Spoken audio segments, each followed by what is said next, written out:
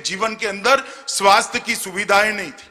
50 करोड़ भारतीयों के लिए अगर बीमारी आ जाती है तो ईश्वर ही मालिक होता था, परंतु जब मोदी जी आयुष्मान भारत योजना लेकर आए, 50 करोड़ भारतीयों के जीवन में एक नया उजाला आया।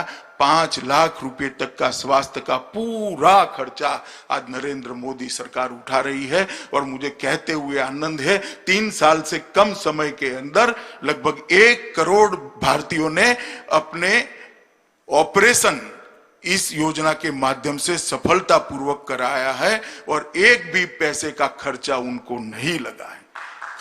ये बंगाल के सारे कार्यकर्ता ताली बजा रहे हैं, खुशी व्यक्त कर रहे हैं, मगर बंगाल को इसका फायदा नहीं मिलता है क्योंकि मोदी जी लोकप्रिय न हो जाए इसके डर से ममता दीदी आयुष्मान भारत योजना को बंगाल की धरती पर उतारना नहीं चाहती। मैं पूछना चाहता हूं ममता दीदी से, क्या बंगाल के गरीब का अधिकार नहीं है? क्या बंगाल के गरीब को अपने बूढ़े बाप का छोटे बच्चे की इलाज कराने का अधिकार नहीं है? आयुष्मान भारत योजना से बंगाली क्यों विमुख है? आपकी राजनीति करने के लिए बहुत सारे मैदान है ममता जी, कोई मैदान आप तय कर दो, कर लेंगे 2-2 हाथ। गरीबों के अधिकार को आप क्यों रोक कर बैठे? और मैं आज बंगाल की जनता को कहना चाहता हूं, ये सरकार बंगाल के गरीबों के अधिकार को रोक कर बैठी। हम किसानों को पैसा भेजना चाहते हैं, किसानों की सूची नहीं मिलती। हम गरीबों को आयुष्मान भारत योजना के माध्यम से 5 लाख तक स्वास्थ्य का खर्चा देना चाहते, आयुष्मान भारत योजना बंगाल के अंदर लागू नहीं होती। किस प्रकार की व्यवस्था आप कर? राजनीति की भी एक हद होती है और आप हमें कह रही है हम राजनीति कर रहे हैं। देश भर ने आयुष्मान भारत योजना स्वीकार ली, अंत में अरविंद केजरीवाल जी ने भी स्वीकार ली, मगर ममता दीदी आप क्यों नहीं स्वीकार रही हो? बंगाल की जनता आपको पूछना चाहती है और मैं भी पूछना चाहता हूं। मगर मैं बंगाल वालों को आश्वस्त करना चाहता हूं, चुनाव समाप्त होने दीजिए। भारतीय जनता पार्टी के मुख्यमंत्री के शपथ के 1 ही मिनट के बाद आयुष्मान भारत योजना वहां पर लागू होगी। देश के अंदर गरीब के लिए गैस सिलेंडर एक स्वप्न था।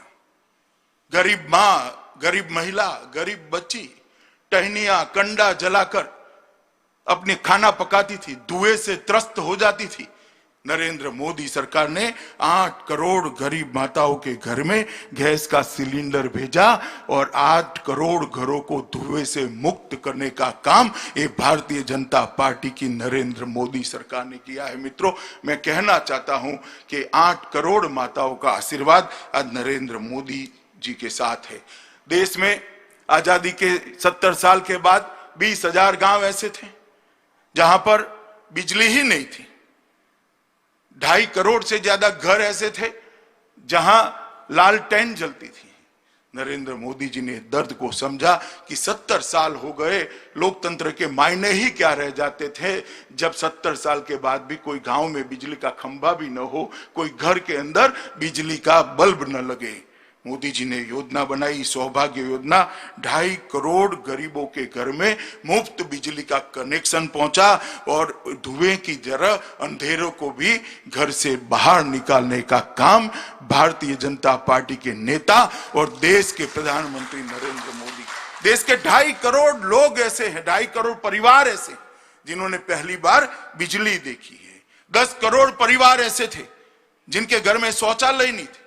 महिला हमेशा, घर की माताएं, बहनें, बच्चियां हमेशा शर्मसार होती थी। ये 10 करोड़ घरों के अंदर शौचालय पहुंचाकर ये महिलाओं को सम्मान देने का काम भारतीय जनता पार्टी की नरेंद्र मोदी सरकार ने किया है।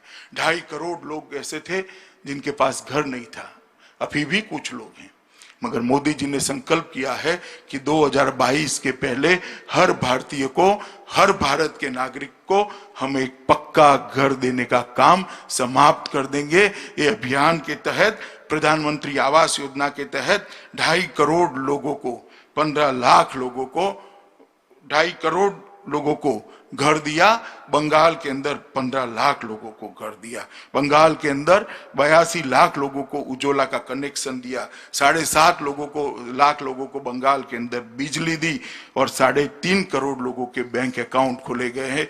ममता दी, हमारा आप हिसाब मांगती हो, मैं तो हिसाब लेकर आया हूं। आप कल जरा एक प्रेस कॉन्फ्रेंस कर आपके 10 साल का हिसाब दीजिएगा और ध्यान से दीजिएगा, कहीं बम धमाकों की संख्या मत बता दीजिएगा, बंद फैक्ट्रियों की संख्या मत बता दीजिएगा, भाजपा के मार दिए कार्यकर्ताओं की संख्या मत बता दीजिएगा। हिसाब लाना है तो विकास का लेकर आइए ममता दी, मैं आपको कहता हूं कल आप हिसाब लेकर आइए। भारत का